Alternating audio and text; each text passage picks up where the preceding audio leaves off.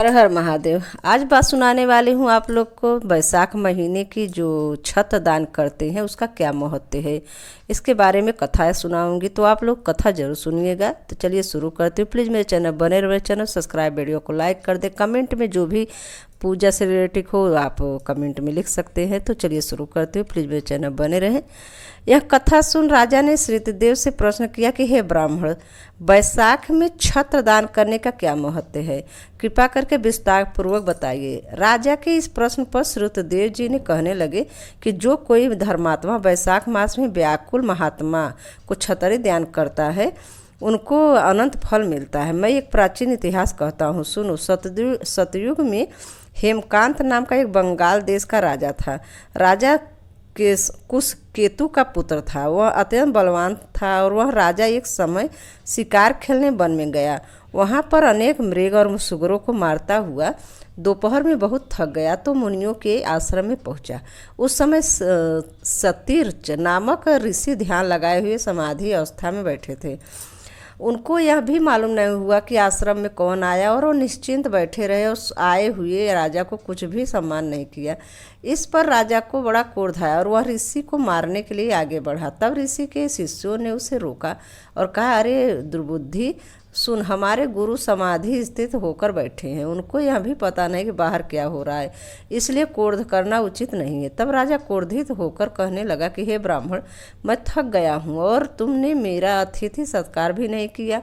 तब शिष्यों ने कहा कि हम तो गुरु के अधीन हैं, बिना गुरु की आज्ञा से कुछ भी नहीं कर सकते। शिष्यों को ऐसा प्रत्युत्तर सुनकर क्रोध से राजा ने अपना धनुष उठा लिया और कहने लगा कि मुझसे दान लेकर मेरा अन्न खाकर मुझको ही शिक्षा देते हो, ऐसे कृतधनों को अवश्य ही मारना चाहिए। इतना कहकर राजा उन पर बाण चलाने लगा।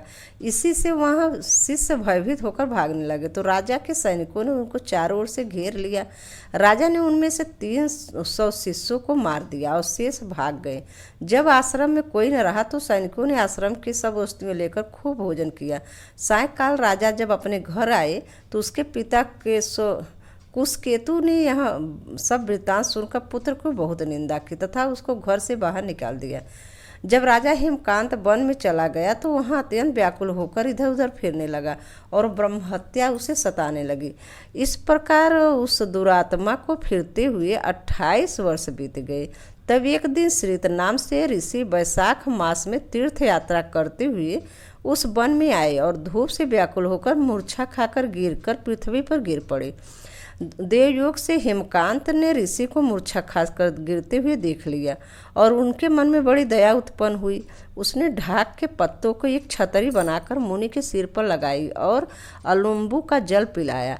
इस उपचार के करने से मुनि मूर्छा से निर्वित हुए और अपने इंद्रियों से कुछ चैतन्य आ जाने से सैने गांव में पहुँचे।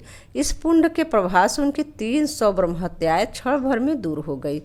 तब हेमकांत को बड़ा विस्मय हुआ कि उसके द्वारा इतने प्राणियों को इतना कष्ट देने पर भी उसकी ब्रह्महत्याएं कैसे दूर हो गई, किसने दूर किया कर दी, कहीं गई और किसने दूर कर दी, कहीं गई और इसका क्या कारण है। जब वह सोच ही रहा था कि उसकी मृत्यु निकट आ गई और उसके संग्रहणी रोग लग गई। जब उसके प्राण निकलने लगे तो उसके 3 बड़े बड़े भयंकर यमदूत दिखाई पड़े और वह हेमकांत को डराने लगे। तब हेमकांत मौन साध कर छत्र दान का याद करके विष्णु भगवान को याद करने लगा। भगवान ने उसी समय अपने मंत्री विश्वकेशन को आज्ञा दी कि यमदूतों को रोको और वैशाख मास में छत्र दान करने वाले हेमकांत की रक्षा करो।